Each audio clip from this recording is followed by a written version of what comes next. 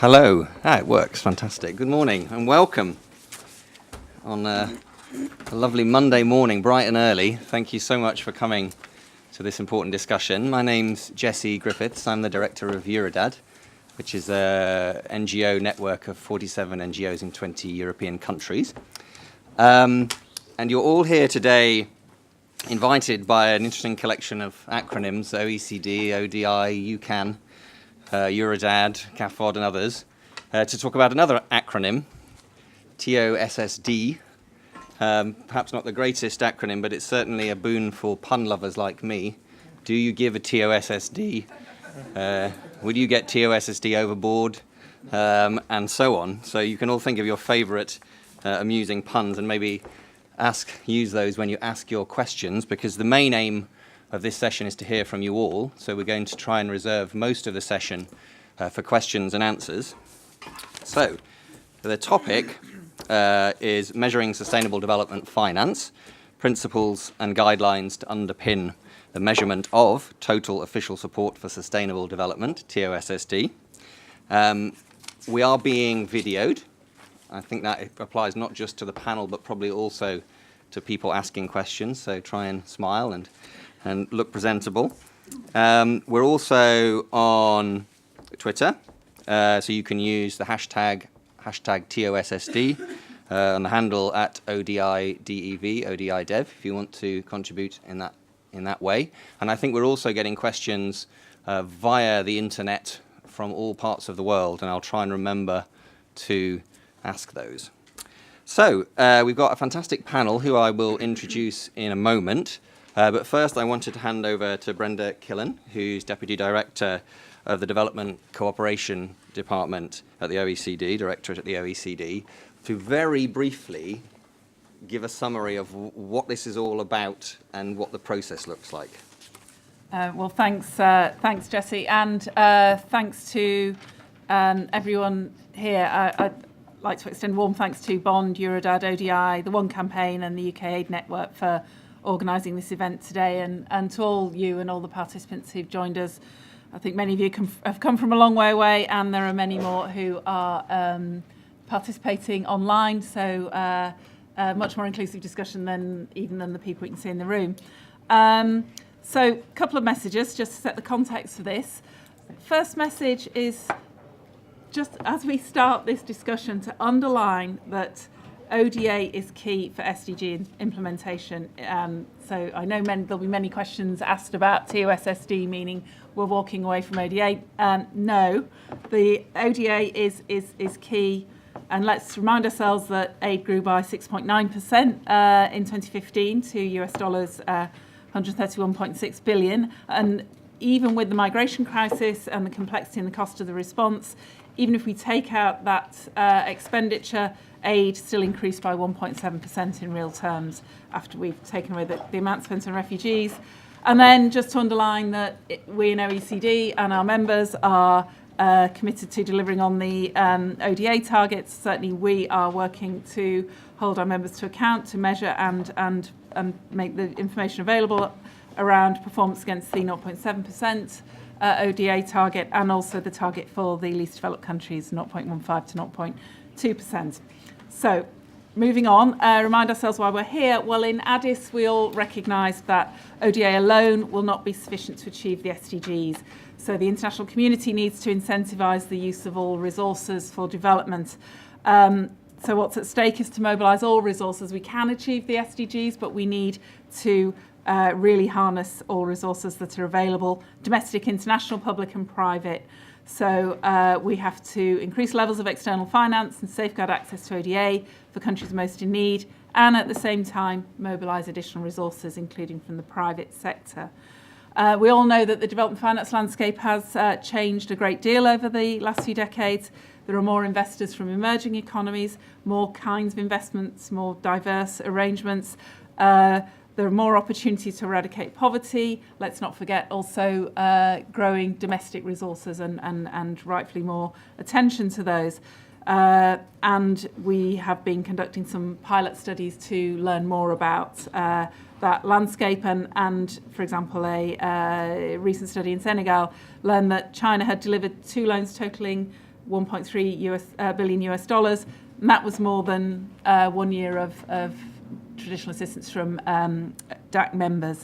So let me, so I think you're saying, so ODA is still very important, aid, official development assistance, but the world is changing and there's many different financing sources. So what is TOSSD and why is it important? Well, TOSSD is important. As we heard in UNGA last week, everyone was talking about transparency and accountability.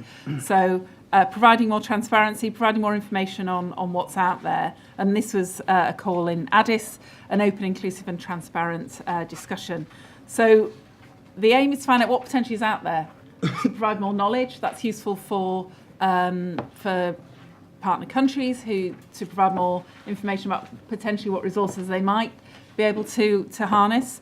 It's also important to look at what are our OECD members doing, what's positive for development, how might we incentivise positive behaviour, indeed how can we learn more about behaviour within these new, well they're not new forms of finance, but finance that we haven't particularly focused on. We can learn more about good behaviours and bad behaviours, but if we don't identify it and we don't measure it, we can't either have the information on what to try and harness or to use the same kind of approaches or similar approaches we've used with ODA to push for good behaviour. And this, again, remind you why we're all here. We are consulting as broadly as possible. We've got the ball rolling, but this does not belong to the OECD. We can bring our expertise in data, we can bring our expertise on ODA in particular, but this needs to be an open and inclusive process to look at what resources potentially are available for development and how we measure the right things and how we have a governance structure that brings transparency and accountability. Okay, that's great. And I think I've been asked to be chair because I have a slightly different set of opinions to the OECD. So if you haven't seen it, there's a paper I wrote. Sarah, could you hold up a copy? There should be some copies outside. Questioning whether or not the proposals made by the OECD would actually achieve these objectives of transparency and incentivizing. And if I could briefly summarize, I think there's obviously a big concern from civil society groups about undermining the ODA commitment because it provides an alternative metric for measuring what donors are doing. Whether the transparency is a bit selective, donors decide what they're going to report and don't report what they don't want us to know about, and whether it's very clear. And I think actually a lot of the discussion that you're trying to engender is about how to make it clearer. For example, are we measuring cross-border flows only, or are we measuring all kinds of expenditures? So I thought I should put my cards a little bit on the table, but I will try and be as neutral as possible as I chair this.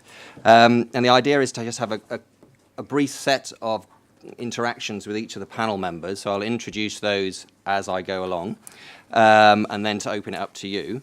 So I'm going to start with Paul Lepunga, who's the chief economist from the government of Zambia. We're extremely grateful to have you here, because I think, as all of us would agree, that the purpose of this ought to be to help people like you.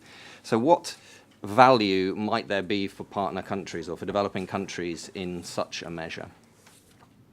Well, thank you, first of all, for the invitation and the opportunity to participate. I confess I've got flu, and so I'm taking Puriton, so if I doze off as I speak, shouldn't be too worried.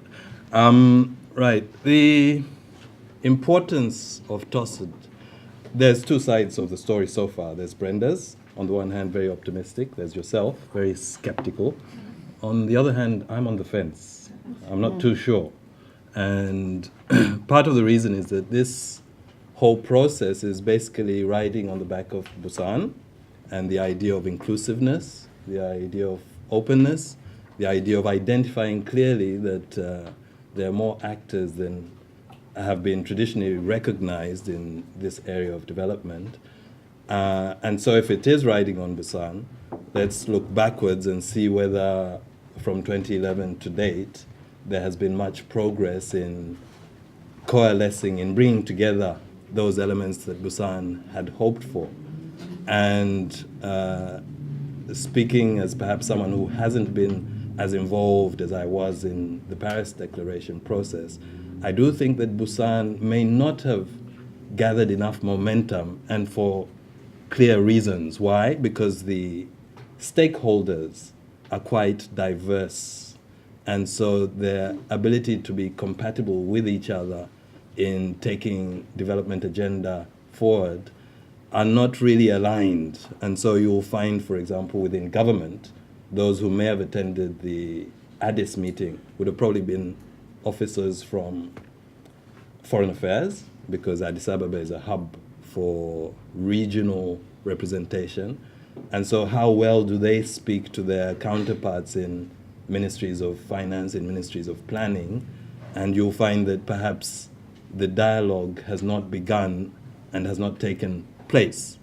Beyond that, you ask the question of how well does government gain the support of the private sector actors who are meant to be the engines of growth. And immediately, for a person in my position, you begin to make comparisons and say, okay, so here's the private sector that's local to me, and here's the international corporations who are coming and mining from us. We all know the types of stories that go along with, say, Glencore, our largest exporter. How much tax are we getting from them that we can say we're contributing to the development process locally? How much are we subsidizing other governments? So the flow, the direction of the flows doesn't come out with as much clarity as we would have preferred to say, okay, this is a useful index for us to say how much is going into. And besides that, it stops certain dialogue.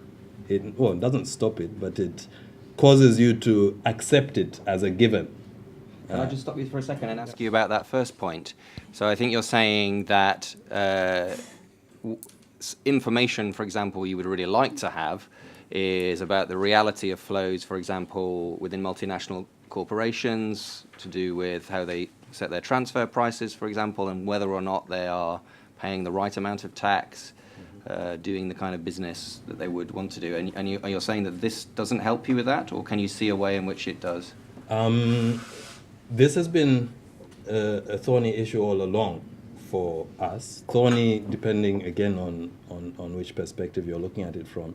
And so maybe it's a question of, have we ourselves been able to be capacitated, or to have capacity stroke competence to know what the real value of the resources we have is. So if we knew that in the first place, it would have set us on the path of being able to prioritize appropriately where we should leverage more.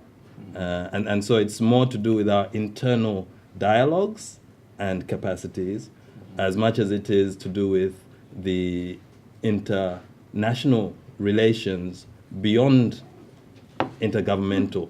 So if we can't have a handle on that, then it removes the rug from under our feet as we begin to engage on, so how much resources went into the actual delivery.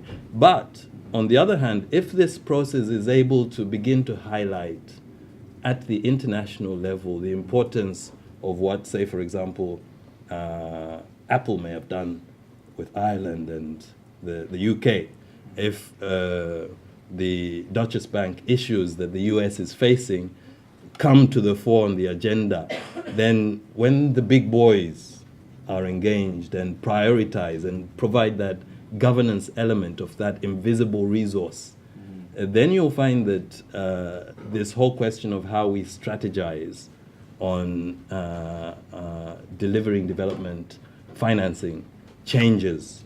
So because that's the actual objective of TOSID anyway, so that you're right-footed as you engage. You're not speaking with invisibilities, you know.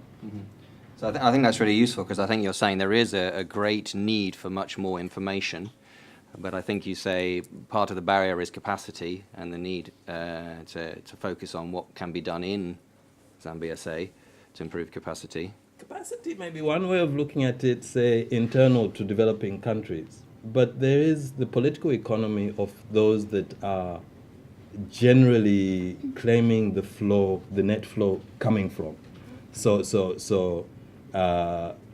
Currently, Switzerland is the largest importer of copper from Zambia.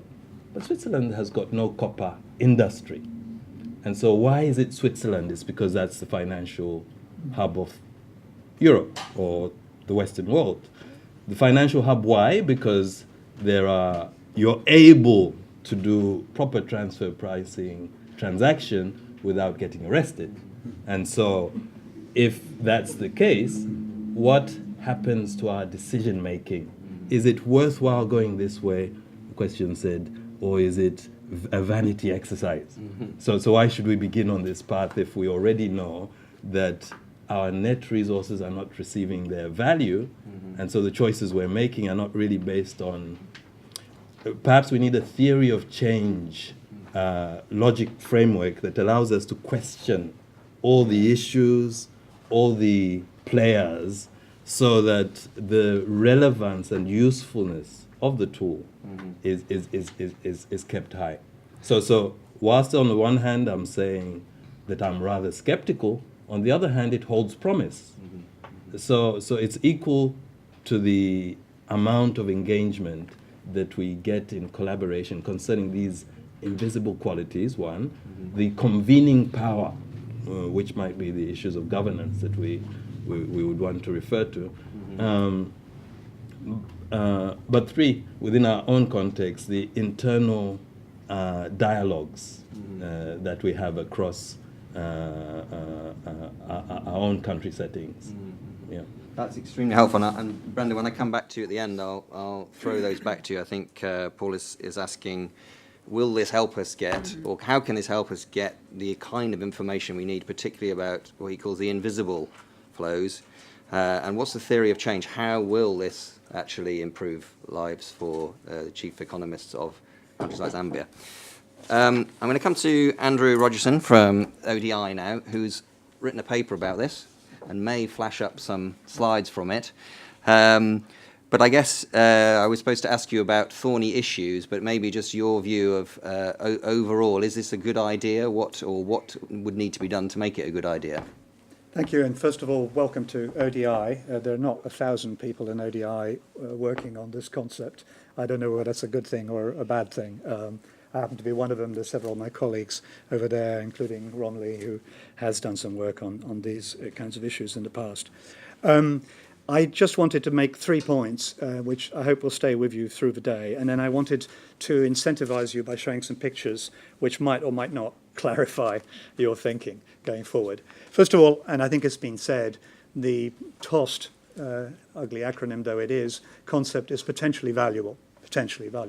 And it's potentially valuable for the reasons that Paul was saying, that we could potentially help countries figure out the changing shifts in composition of their resource pool, where they can get more money on what terms and for what purposes. And that's a helpful understanding, primarily at the country level, also perhaps at the regional and local and global level. But, and the two buts, it needs to be more clearly separated from ODA. This is the point that you were making and you made in your paper, and I'm sure will come around a lot, because of the sort of vanity, or shall we say machismo question, that there is this unfortunate tendency to sort of, for countries that are not actually meeting their ODA obligations, to potentially puff themselves up by moving the goalposts. I mean, I won't go there any further, but there are many reasons to try to put as much blue water as possible between ODA and TOST. And thirdly, and I think for both reasons, it needs different branding and governance. You need to try to, in particular, give something for big emerging markets in playing ball with this and actually finding that it's a useful concept that they will not be shamed by, but on the contrary will see some value in. Okay, I'm just going to show you 3 quick slides and forget about the numbers entirely. They come from the paper, which I'm going to give you the reference for and is available to you. Just concentrate on the blues, light and dark blues, which is the DAC. And then I'm just going to add more and more things. The Development Assistance Committee of the OECD, served very ably by our colleagues from the OECD. This is a traditional view of ODA, or the sort of gold standard of aid, and we slightly messed around with the subtotal, but this is basically a lot of bilateral, some bilateral running through multilaterals, some multilaterals, these are the agencies like the World Bank and the UN, and then some non-DAC countries to the extent that they ever report anything to anybody or one can sort of detect it.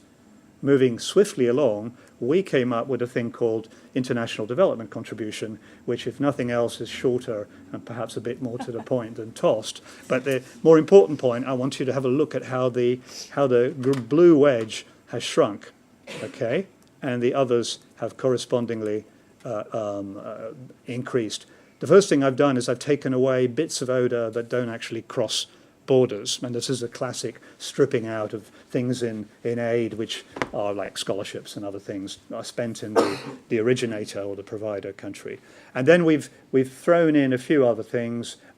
Notably, we're trying to make an estimate, which I won't go into here, about global public goods, and that's the little light blue wedge, which is primarily delivered by international organizations, but are not scored as ODA. So I think what you're saying is if you switch from ODA to what you're calling IDC, which is your version of TOSSD, basically it makes the donor countries their real... It relativizes them, yes. Okay. I mean, and the actual total is really, as you can see, only about 10% larger than the previous slide that I showed you, 161 moving to 185.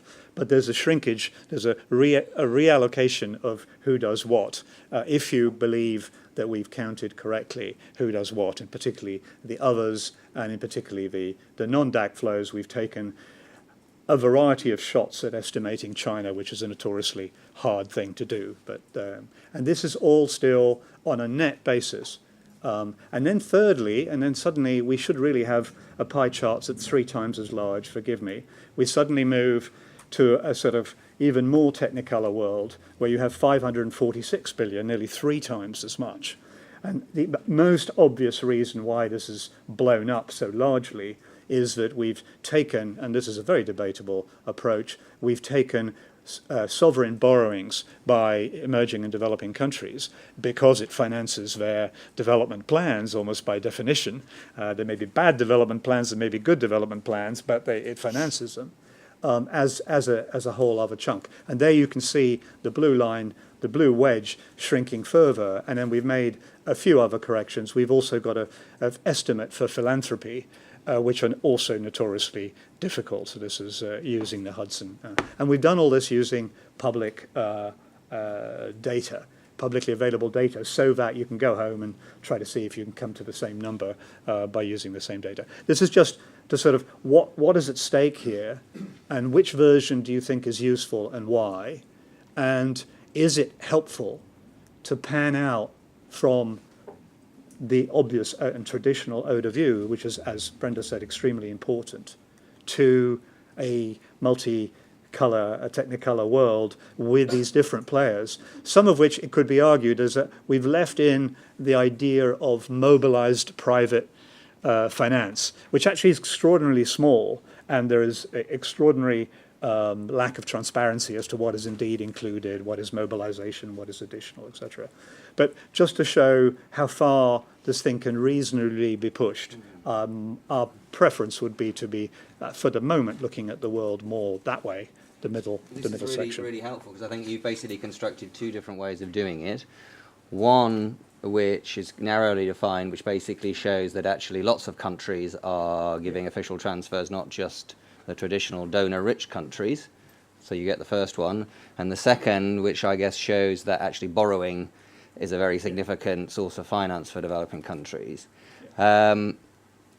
Which both of those kind of make sense to me. As you read what's proposed by the OECD at the moment, how far will they get towards these kind of views of the world, or what kind of view of the world will their figures suggest, do you think? Well, as I mentioned in the second point of trying to put more daylight between ODA, I think that there is a danger in focusing too much on the provider view, who funds, who takes credit for funding this. Whereas I think if you take the recipient view, you do get the phenomena of sort of an African country dealing with Apple or Glencore or whatever. Sort of, is this really useful, or are we being taken for a ride? That is an absolutely key thing. But you do at least get maybe some information that is not currently available to everybody or to the main decision makers in the country, and also the composition. I mean, obviously, when we're looking at that, you get a huge number on sovereign loans. But let's face it, this is overwhelmingly tilted to China, India, and the large G20 countries. So the composition will be quite different country to country, and that's what matters. Just, sorry, a side point, but on that you're counting lending by emerging markets, developing countries, not the lending they do, for example, to the United States when they buy treasury bills or other things. I'm counting the borrowings, but by them, yes. If they make a straight investment, we haven't got to that level of how they use their reserves. Is a different question. Yeah.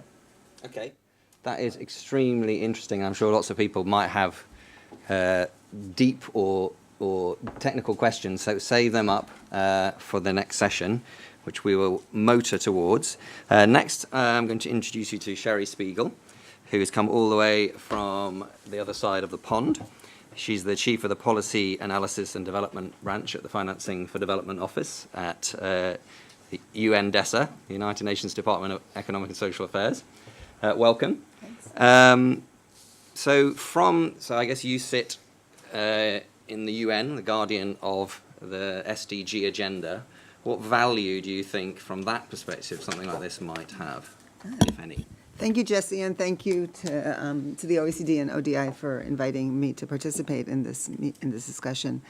I think the value depends on what this ultimately ends up being. So we've heard a lot of different ideas being thrown around just in this very brief discussion so far, from private finance, Apple, et cetera, to sovereign bonds, to the OECD's, what they've included in the compendium, which is more narrow than those. Those also, some view it as actually being too broad in the sense that it brings in private finance levered by public funds. So the first question is, the value is going to depend on what's in it, and what's in it should really be defined by what are we using this for. And I think that there's still some questions. Everyone's looking at using this for different things, which is why there are so many different possibilities to throw in, because the new agenda, which is very, very broad, really is going to need all of these different flows, plus more that we're not discussing. I mean, one of the questions that I think is interesting when we start talking about including sovereign borrowing is, where are we drawing the line? What about why is borrowing from foreigners more important than borrowing domestically from the government's perspective? And how do we think about what is included in one metric? And so let me take a step back for a second just to tell you what we do and why this is interesting particularly to us. And from our perspective in the UNDESA, where we're sitting, I work in the Financing for Development Office, which is tasked with follow-up to the Addis Ababa Action Agenda and implementation of the SDGs. So the Addis Ababa Action Agenda, which was agreed last year, is meant to be to support implementation of the SDGs. And we in the office, to do that, the member states called on the Secretary General to set up a task force that brings together all agencies within the UN system, as well as some non-UN agencies. So there are 5 institutional stakeholders of the FFD process, which are the World Bank, the IMF, WTO, UNCTAD, and UNDP, and working with UNDESA are the core group. And then we brought in more than 50 UN agencies and non-UN agencies, including the OECD, we work very closely with as part of this task force. And the question is to follow up on implementation of the Addis Agenda, which has 7 chapters, ranging from domestic resource mobilization to systemic issues, and includes all the flows we're looking at. So we are tasked with following up on all of these financing flows. And so everything we're discussing now is part of the agenda, needs to be followed up on. And one of the things, if you look at anyone who's followed the 2030 process and the SDGs, knows that there are a set of indicators that were agreed to through the Statistical Commission to follow up on all of the SDGs. And the Addis process doesn't have any indicators. So all of these flows, there are no agreed on. There are some indicators that were agreed for the SDG process that include some flows, but it's not comprehensive in any sense. And there are benefits and disadvantages to having these simple matrices and simple indicators. So it's simple to follow, they're easy to publish, and it's very nice when they all go through one place and you can compare them to each other. So one of the biggest problems we have in looking at all these flows is that they're all calculated differently.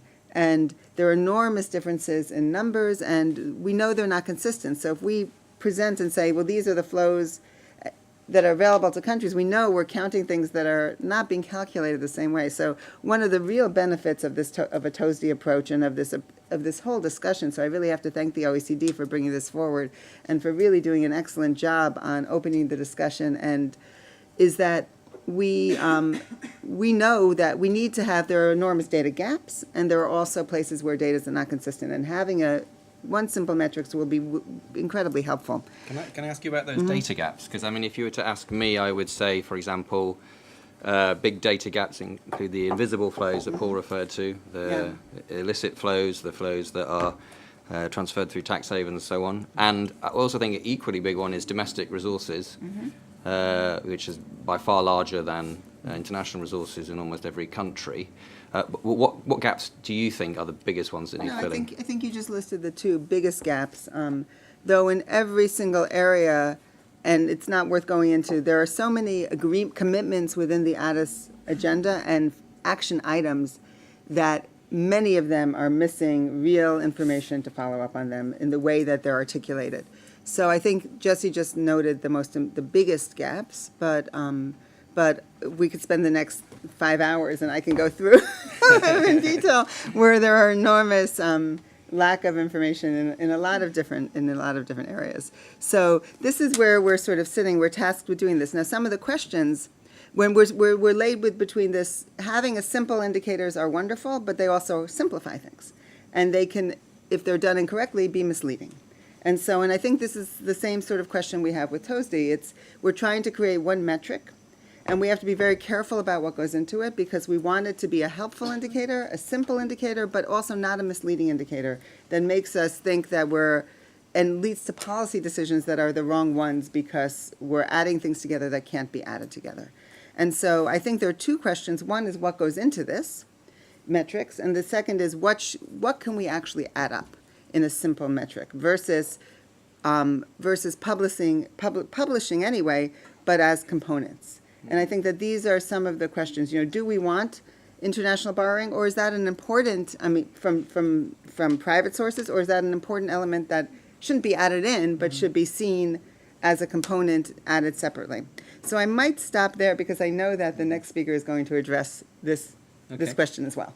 But I think that's a really good point in a sense. Why add anything together if they're all different? Why not just have better information issue by issue? Next speaker is Sarah Harcourt, the Director of Policy at the One campaign. Full disclosure, also a member of Eurodad. So I guess one of our concerns, and I think one of your concerns, is about what impact this will have on ODA and commitments. As we know that all donors have committed to 0.7% of GNI to be given as aid. Can you see an impact on that, and what would it be? Thanks, Jesse.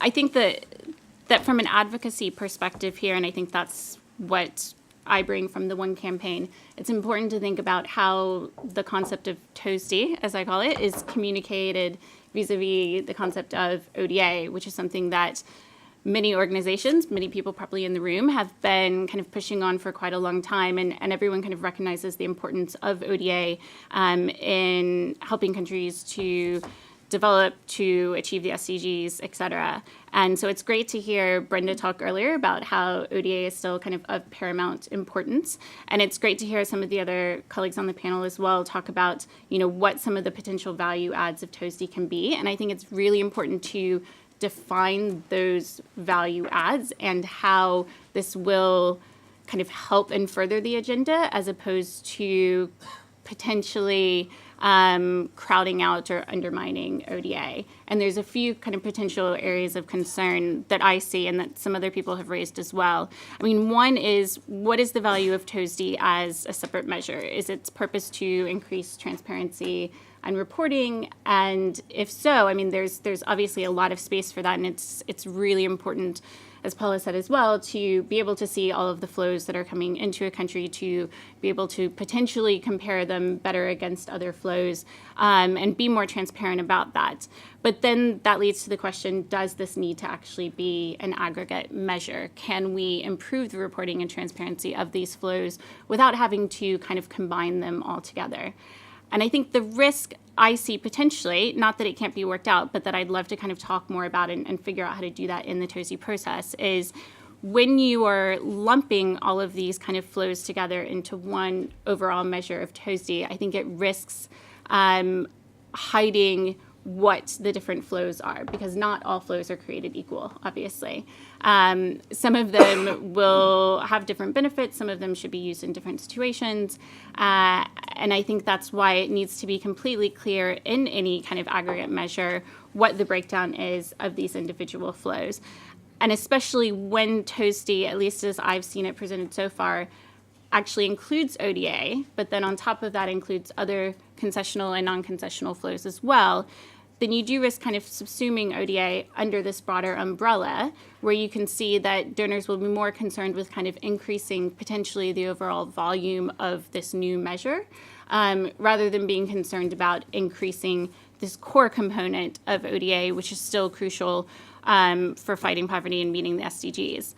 And there's a potential kind of political pressure in there as well that, is TOSI going to be presented as this new international metric for development finance for achieving the SDGs, then there's the potential that countries are going to be really focused on this measure. And I think one of the areas we can see already, which is why I kind of see this concern with crowding out ODA, is that the ODA definition itself is not perfect. And there's already some evidence of being able to kind of report different flows as ODA or different flows potentially as TOSI, of crowding out kind of the current flows. So one of the things we've seen in the past couple of years is increasing in-donor refugee costs. So this is the amount that donor countries can report as ODA, but is actually not leaving their countries. It's being used to support refugees that are coming into their countries. And so with kind of the increase in the refugee crisis, particularly in Europe over the past couple of years, these flows have doubled. They're now 9% of total ODA. But actually, in certain countries, they are up to 20% or more of their ODA. Sometimes 50% of bilateral ODA is going to in-donor refugee costs. And we're seeing in particular countries as well, countries diverting some of their grant resources and traditional kind of development assistance to be spent in their own countries instead.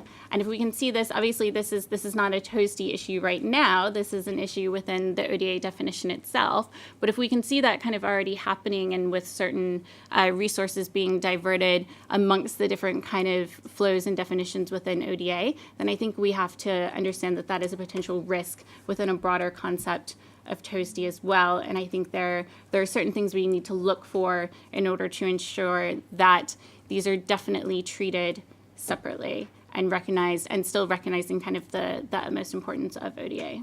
So that's like the real world test, I guess you're saying. So I think you're saying that we know that it's very difficult to keep donors honest on something as well established as the definition of ODA.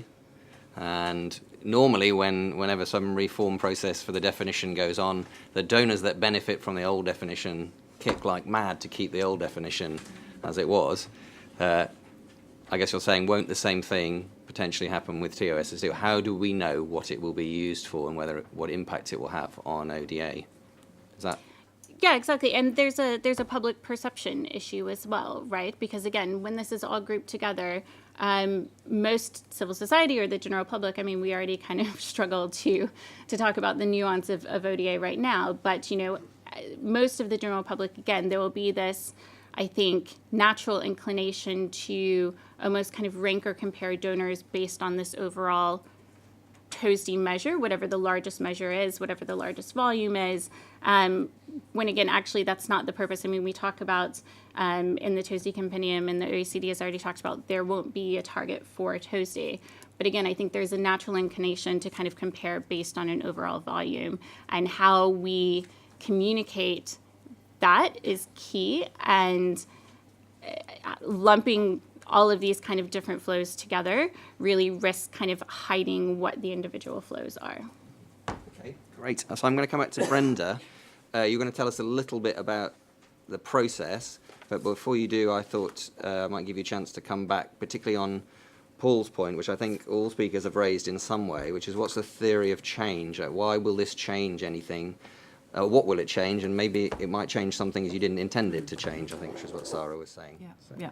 Thanks. And I think what we've heard actually, in a way, that's the value of having put this proposal forward. We're having some conversations about some difficult things which so far either they're hidden or they're brought to the table in a different context. I think Paul's points about what's the actual value left in the country, having a conversation around efforts to support the delivery of the SDGs in that space, rather than things being spoken about maybe in discussions on tax transparency or on performance of multinational enterprises or something. If we bring this together, we can shine a light on behaviours and actually start to have a conversation about, is this what we mean? Is this what we mean about support for development? So, I think that shows a value, certainly having put this concept forward. As Andrew says, the concept is valuable, but how can it work? But let's start talking about this. And it's actually bringing out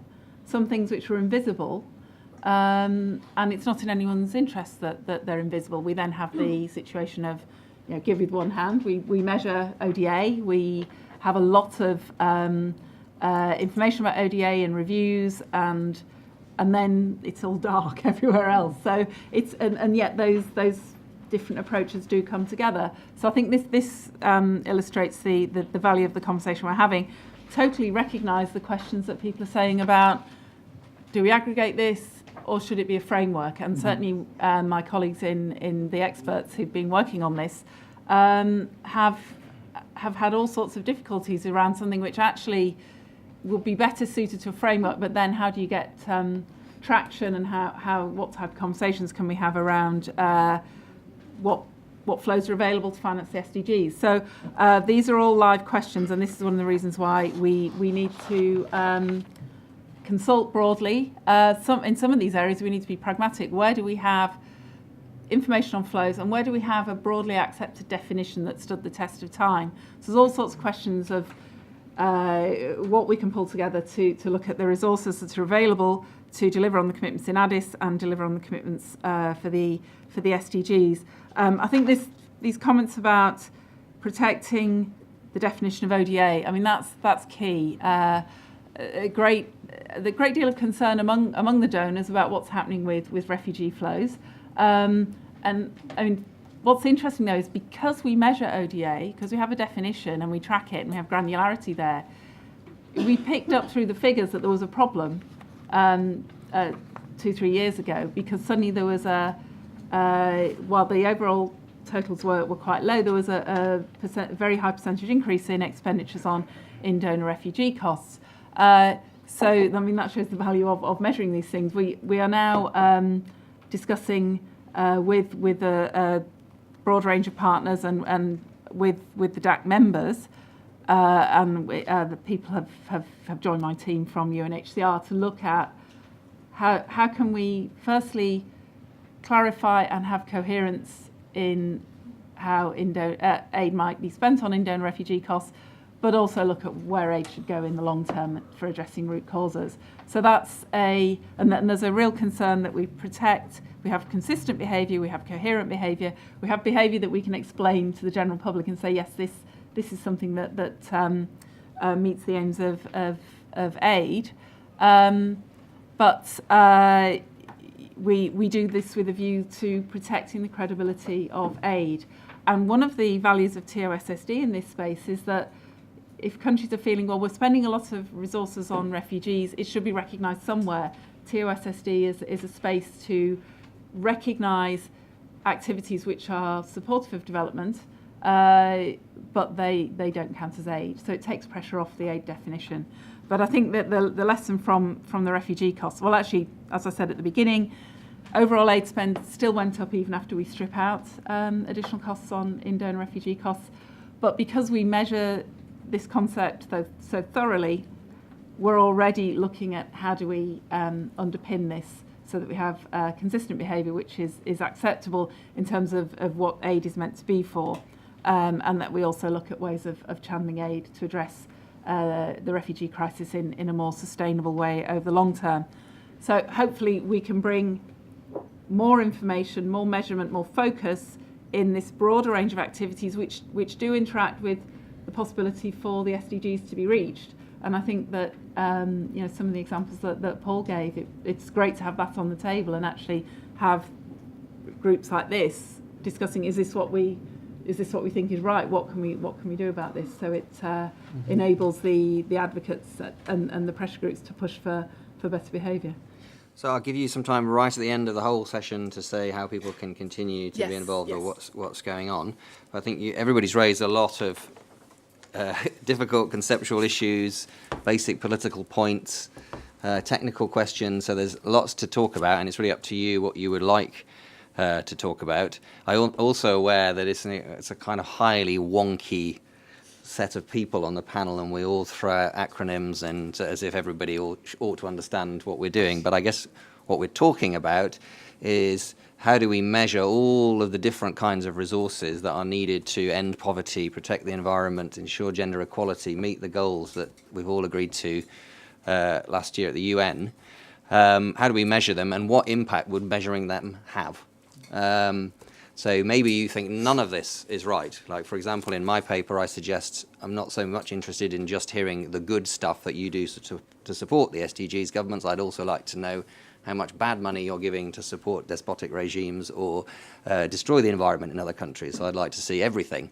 But maybe you have other ideas or questions. The floor is open. I've also got some questions coming through online, which I'll add at the end. So you raise your hand, and I'll take maybe 5 or 6, and then see how we're going. 1, 2, 3.